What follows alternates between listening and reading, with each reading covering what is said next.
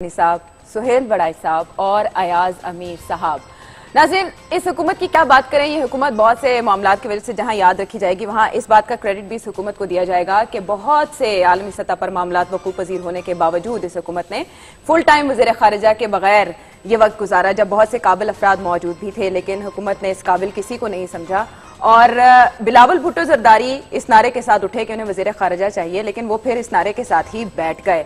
अब हम देख रहे हैं कि आलमी सतह पर मजीद तेजी से ड्रामाई तब्दीलियां रूनुमा हो रही हैं। चाहे सी पैक का मामला वो एक तरफ, कुलभूषण यादव का मामला हो, उस पर पाकिस्तान का केस कैसा रहा ये अलग बात है, लेकिन डोनाल्ड ट्रंप ने सऊदी अरब का दौरा किया जहां बताया जा रहा था कि आलमे इस्लाम के इत्तेहाद का मजहर वो इजलास था, लेकिन उसके बाद क्या हुआ कि कतर के मामले पर अब दुनिया एक बार फिर तकसीम दिखाई देती है और अब डोनाल्ड ट्रंप इसे एक नया रंग दे रहे हैं। ऐसे में पाकिस्तान पर दबाव कि वो गैर जानिबदार पॉलिसी कैसे इख्तियार कर सकता है और इस सिलसिले में पाकिस्तान क्या करेगा, क्या ऑप्शंस है पाकिस्तान के पास, तो खारिजा पॉलिसी की अहमियत मजीद बढ़ जाती है। एक वज़ीर ख़ारिजा की मौजूदगी का शिद्दत से एहसास होता है। सवाल जो आपके सामने है वो ये कि नए आलमी मंजरनामे में पाकिस्तानी खारिजा पॉलिसी की बुनियाद क्या होनी चाहिए, पुराने इत्तेहाद या बदलते हुए मुल्की मफादात। क्या बुनियाद रखे पाकिस्तान अब खारिजा पॉलिसी की, क्या पुराने इत्तेहाद को ही आगे लेकर चले या मुल्की मफादात के पेश नजर कोई फैसला करे। और यही सवाल मैं रखूंगी सुहेल बड़ाई साहब के सामने। सुहेल साहब, अब हमारे पास एक फुल टाइम वज़ीर ख़ारिजा तो है नहीं, बाइख्तियार वज़ीर ख़ारिजा,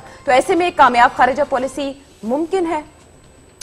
हर मुल्क जो है वो अपनी जब खारजा पॉलिसी जो है बनाता है तो वो दो चीज़ों को मद्देनज़र रखता है, एक असूल और दूसरा अपने मुल्की मफादात, और उन्हीं की बुनियाद पर ये दोनों चीज़ें जो हैं वो बनती हैं। मसलन जब पाकिस्तान बना तो कायद-ए-आज़म मोहम्मद अली जिन्ना और लियाकत अली ख़ान ने जो खारजा पॉलिसी तख्लीक की, उसकी बुनियाद इस बात की थी कि पाकिस्तान में किस तरह मुआशी इस्तेहकाम लाया जाए, किस तरह इसकी फ़ौज खड़ी की जाए और वो कौन सा मुल्क हो सकता है जो हमें इसमें मदद कर सकता है।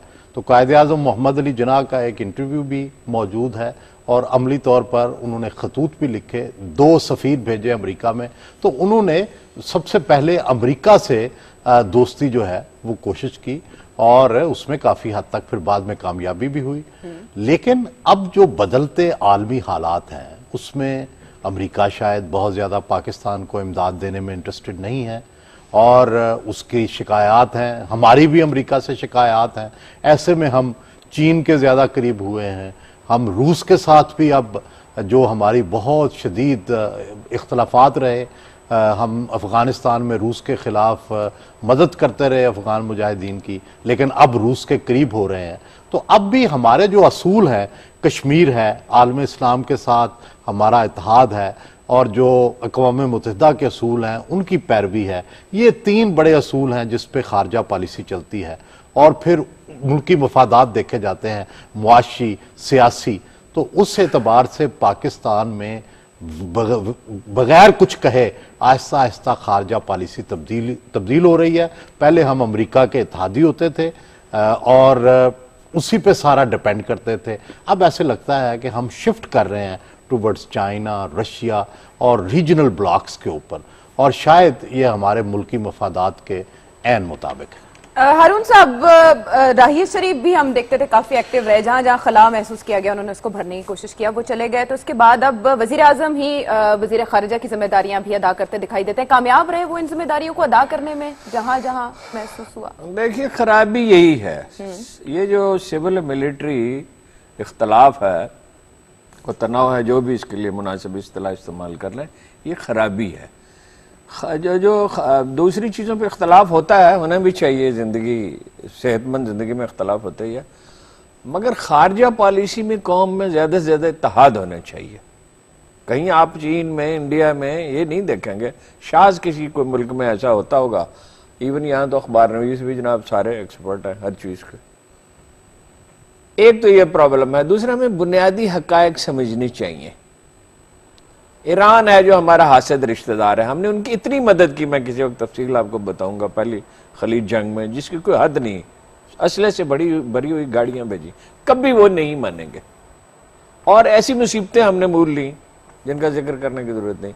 अफगानिस्तान का खास मिजाज है, आप पाकिस्तान का सारा बजट भी उनको दे दें वो कभी खुश नहीं हो सकते। एक बैलेंस बरकरार रखना चाहिए।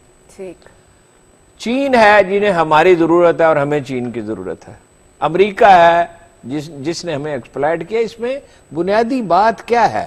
جب آپ انحصار کی نفسیات اختیار کر لیتے ہیں, ڈیپینڈ کرنے لگتے ہیں, تو آپ بیگر بننا ہوتا ہے. اور جب آپ آزاد ہوں, آزاد لوگ ہی دنیا میں ترقی کرتے ہیں, آزاد لوگ ہی عزت پاتے ہیں. اگر ہم معاشی طور پہ آزاد ہیں, نفسیاتی طور پہ آزاد ہیں اور بیگ نہیں کر رہے, تو ہم ایک نہایت شاندار خارجہ پالیسی بنا سکتے ہیں. امریکہ سے مدد ضرور لی تھی قائد اعظم نے, ایک بیان آپ کا نہیں دکھا سکتے آپ امریکہ کے خوش آمد میں. خوش آمد تو خیر بہت ہی سخت لفظ ان کے ضمن میں ہوگا, کوئی نرم بیان بھی نہیں دے. ایک تعلقات ہیں باہمی مفادات کی بنیاد پہ. کبھی میں سوچتا ہوں کہ ایک آدمی تھا صلاح الدین ایوبی, نہ کسی یونیورسٹی کا پڑھا ہوا, اس زمانے میں بھی آخری وقت تک ویسے اس کا ایک طالب علمانہ ذوق تھا. کیا خارجہ پالیسی وہ بنا گیا کہ آج تک مسلمان تو رہے کہ یورپ بھی اسے خراج تحسین پیش کرتا ہے, مغرب بھی. تو جو اصول کی بنیاد, اپنا مفاد تو قوموں کو دیکھنا ہی چاہیے, مگر یہ کیا خارجہ پالیسی بنائیں گے جن کے کاروباری مفادات ہوں؟ کبھی سنا ہے آپ نے کسی کوئی حکمران بزنس بھی کرتا ہو اور پھر کوئی ڈھنگ کا کام بھی کر سکے؟ ایاز صاحب, ایک رائے یہ بھی ہے کہ پاکستان میں فوج یا سیاستدان یہ خارجہ پالیسی کی سمت متعین کرتے ہیں. سفارتکاروں کا کردار زیادہ نہیں ہونا چاہیے, خصوصاً اب جو معاملات ہم نے دیکھے یمن کے معاملے پر, سعودی عرب میں سپاہ سالار مقرر کرنے کے معاملے پر, یا اب قطر کا معاملہ؟ فورن پالیسی کسی بھی ملک میں سارے جو ہیں, جو ادارے ہوتے ہیں, ان کی انپٹ ہوتی ہے, ان کی رائے ہوتی ہے, ان کی سوچ ہوتی ہے. لیڈرشپ جو ہے صرف اس عمومی اتفاق رائے کو اظہار کرتا ہے. ہمارے پاس اس وقت جو پاکستان کی فورن پالیسی کے پرابلمز ہیں, بہت سارے محاذوں پہ ہمارے پاس کوئی چوائس نہیں ہے. ہم امریکہ سے اچھے تعلقات چاہتے ہیں, پر وہاں پہ کتنا وسعت ہوگی وہ امریکی ایڈمنسٹریشن نے فیصلہ کرنا ہے, جو ابھی تک انہوں نے نہیں کیا. ہم اس پہ کچھ نہیں کر سکتے. چین کے ساتھ ہمارے اچھے تعلقات ہیں. ہمیں جو درد سر پڑی ہوئی ہے وہ اپنے مسلمان برادر ملکوں کے حوالے سے ہے. اس میں ہمیں دو تین چیزیں سامنے رکھنی چاہیے. یہ جو عربوں کا بیچ میں نفاق ہے, جس میں پہلے سنی شیعہ تھا, اب جو ہے انٹر سنی ہو گیا جو قطر کے ساتھ کیا, ہمیں اس سے ہاتھ جوڑ کے دور رہنا چاہیے.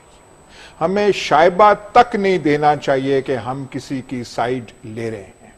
ایک دوسرا, ہمارا بہت غلط فیصلہ تھا کہ وہ جو غازی جرنیل تھے ہمارے راحیل شریف صاحب, وہ وہاں پہ پتہ نہیں کس چیز کو دیکھ کے, کون سی انہوں نے سنہری چڑیا دیکھی, اپنا کچھ بھی یہاں کچھ جو انہوں نے کمائی کی تھی وہ بھی سارا داؤ پہ لگا کے ایک ایسی الائنس کے سربراہ بن گئے ہیں جو کاغذ پہ بھی جس کی حیثیت نہیں ہے. ایاز صاحب, اب کہا جا رہا ہے کہ وہ اس سے نکلنا چاہتے ہیں, لیکن کیا اب مناسب وقت ہے؟ اب مناسب وقت ہے؟ بالکل, ان کو ہمیں نکلیں تو بہت وہ احسان اپنے اوپر پہلے کریں گے, قوم پہ دوسرا کریں گے. یہ جو قطر اور سعودی عرب کا تنازع ہے, انہوں نے ہمارے یہ جو برادر ملک ہیں اپنا مذاق اڑوا رہے ہیں.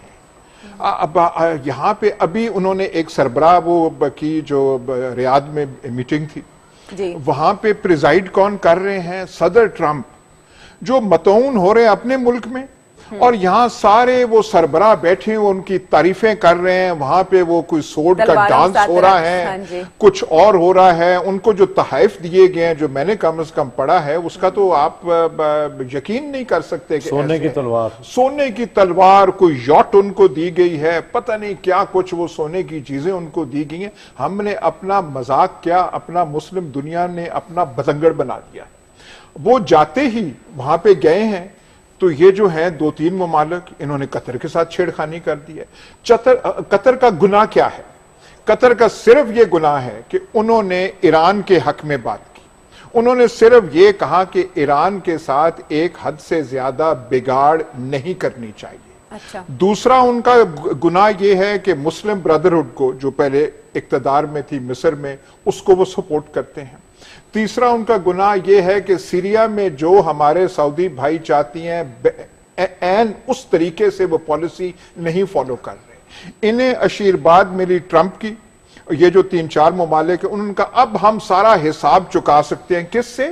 اسرائیل سے نہیں, کسی اور طاغوتی طاقت سے نہیں, قطر سے.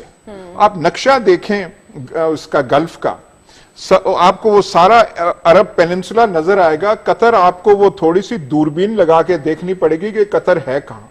سارے جھگڑا اس سے کر رہے ہیں. اور جو آخری اس کا جو گناہ ہے کہ الجزیرہ ٹیلی ویژن چینل اس نے کیوں کھولا. اس نے پہلی رمق جو تھوڑی آزاد رپورٹ، مکمل نہیں، ہرگز نہیں، کیونکہ رائل فیملی اس کی اونر ہے، پیسے اس کے ہیں، لیکن پہلا ابتدا اس نے کی آزاد وہاں رپورٹنگ کی. ہمارے جو برادر ملک ہیں جو پتہ نہیں کیا کیا ان کے کارنامے ہیں، آزاد رپورٹنگ، آزاد میڈیا جو ہے ان کے مزاج کے مطابق نہیں ہے. یہ سارے گناہ ہیں. تو ہمیں پاکستان کو اس سے دور رہنا چاہیے. اور ایک عید سے پہلے ایک وہ جو نماز ہوتی ہے اس میں دعا کرنی چاہیے کہ ہمارے سابق وہ غازی جرنیل صاحب جو ہیں وہ وہاں سے واپس آئیں. اور اگر وہ نکلتے ہیں تو کیا سعودی عرب خفا نہیں ہوگا؟ سلمان صاحب بتائیں کیسے پاکستان غیر جانبدار رہ سکتا ہے اور کیسے سمجھا سکتا ہے سب کو؟ دیکھیں عائشہ، جہاں سے ایاز صاحب نے بات ختم کی ہے، میرا خیال ہے جس جرنیل کا ذکر ہو رہا ہے کہ ہم نے اربوں کی لڑائی لڑ کے دیکھ لیا اور پاکستان کے چیف ایگزیکٹو نے نوشتہ دیوار پڑا ہے، اور میرا خیال ہے اب سپہ سالار خود اگر نہیں چھوڑیں گے تو شاید انہیں خود چھوڑ دیا جائے. لیکن دیکھیں خارجہ امور جو ہوتے ہیں بڑے سینسٹیو ہیں، اور پاکستان کا خارجہ محاذ پہ رول اس لیے زیادہ احساس ہے کہ پاکستان ایک نیوکلیئر پاور ہے. اور جو پالیسی شفٹ کی بھی بات کی گئی کہ امریکہ کے بعد اب ہم چین کی طرف جو ٹلٹ کر رہے ہیں، تو ہم نے امریکہ کا رول دیکھا ہے. اس لیے کہ آج جب دنیا کا سب سے بڑا مسئلہ دہشت گردی کی صورت میں سامنے آیا ہے تو یہ امریکہ تھا جس نے ہمیں دہشت گردی میں فرنٹ لائن کنٹری اناؤنس کیا. اور پھر آپ دیکھیں کہ آج علاقائی صورتحال کے اندر اس کی ترجیح ہندوستان ہے. سلمان صاحب ایسے میں بالکل ضروری نہیں تھا کہ ہمارے پاس ایک فل ٹائم وزیر خارجہ ہوتا، مقرر کر دیا جاتا. یہ بات درست ہے، یہ بات آپ کی درست ہے، اس پہ تو کوئی دو آراء نہیں ہے کہ ہونا چاہیے. لیکن بات یہ کہ اس وقت جو صورتحال ہے، آپ ذوالفقار علی بھٹو کی ذہانت رکھتے ہیں، وہ بھی فورن منسٹر، اس وجہ سے نہیں ہوا، کامیاب رہے ہیں وہ. دیکھیں بات یہ کہ اس وقت جو صورتحال ہے کہ بین الاقوامی صورتحال بھی تبدیل ہو رہی ہے اور علاقائی صورتحال بھی تبدیل ہو رہی ہے، اور پاکستان کی ایک اہمیت اور حیثیت بڑی ہے، اور اس میں جو بنیادی چیز ہے وہ اکنامک کوریڈور ہے. میں سمجھتا ہوں کہ ابھی بات کی گئی کہ اپنے مفادات ہوتے ہیں، رسول ہوتے ہیں. میرا خیال سلامتی اور مفادات، اور جو اس وقت خلیج کی صورتحال ہے، میں سمجھتا ہوں کہ جو قومی اسمبلی کے اندر ریزولوشن پاس ہوئی ہے وہ بڑی مؤثر ہے کہ ہمیں اس میں ایک غیر جانبدارانہ رول رکھنا چاہیے. کیسے رکھیں گے؟ دیکھیں اس سے پہلے یمن کی صورتحال پہ آپ نے رہنمائی لی اپنی پارلیمنٹ سے اور ہم بچ گئے اس میں. میں سمجھتا ہوں کہ یہ جو مشاورت کا عمل ہے کبھی کبھی پارلیمنٹ کو بھی روئے کار لانا چاہیے، اور پارلیمنٹ کا فیصلہ جو ہوتا ہے وہ دنیا کو بھی اپیل کرتا ہے، اور پاکستان کے اندر اتحاد اور یکجہتی کی کلبھوشن کے معاملے میں پارلیمنٹ میں بات ہوئی. جی کلبھوشن کے معاملے میں پاکستان کے بات ہوئی، کلبھوشن کے معاملے میں پارلیمنٹ میں بات ہوئی ہے، لیکن ہم نے ہمارے حکمرانوں نے ایک ڈیفینسو رول اختیار کیا ہے، اور اسی وجہ سے آج تک وہ اس معاملے میں جواب دہ ہیں. میں سمجھتا ہوں کہ پاکستان کا رول بڑا سینسٹیو ہے نیوکلیئر پاور ہونے کی حیثیت سے. ہمیں اپنے مفادات دیکھنے ہیں اور اپنی سلامتی کو یقینی بنانا ہے. اور ایک اور اہم بات جو میں کہتا ہوں جو نئی ایک ڈیولپمنٹ ہوئی ہے کہ آج سے 3 روز پہلے کی صورتحال مختلف تھی، لیکن قازقستان میں جو ملاقات ہوئی ہے اشرف غنی کی اور پاکستانی پرائم منسٹر کی، اس میں ایک اتفاق ہوا ہے. خدا کرے کہ یہ معاملات آگے کی طرف بڑھے، چونکہ افغانستان میں اگر امن نہیں ہوگا تو اکنامک کے کوریڈور کے جو ثمرات ہیں وہ نہ ہمیں مل سکیں گے نہ اس خطے کے ممالک کو. صاحب اہم سوال اسی سلسلے میں کہ اب امریکہ سے چین کی طرف ہم ٹلٹ کر رہے ہیں تو کتنا فائدے میں رہے گا پاکستان اس دوران؟ دیکھیں ہم امریکہ کے ساتھ جو اتحاد ہے وہ بھی اس وقت ہمارے فائدے میں تھا. ظاہر ہے امریکہ کے فائدے میں بھی تھا، ہمارے فائدے میں بھی تھا. اور ظاہر ہے جب دونوں ملکوں کا اتحاد ہوتا ہے، کسی چیز پہ انڈرسٹینڈنگ ہوتی ہے تو دونوں زیادہ سے زیادہ مفاد حاصل کرنے کی کوشش کرتے ہیں. لیکن امریکہ آہستہ آہستہ اب اس خطے سے دور ہونا چاہتا ہے. وہ افغانستان سے بھی اپنی فوجیں واپس بلانا چاہتے ہیں، اور کیونکہ ٹرمپ جو ہے ابھی تک افغانستان پاکستان کے بارے میں کوئی پالیسی بنا نہیں سکے.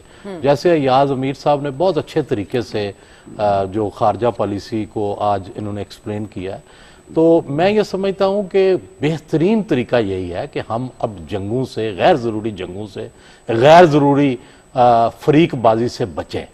کیونکہ پاکستان نے پہلے افغانستان کے ساتھ جو معاملہ کیا ہے، نہ افغانستان خوش ہے نہ پاکستانی خوش ہیں، نہ افغانستان میں بہتری آئی نہ پاکستان میں بہتری آئی.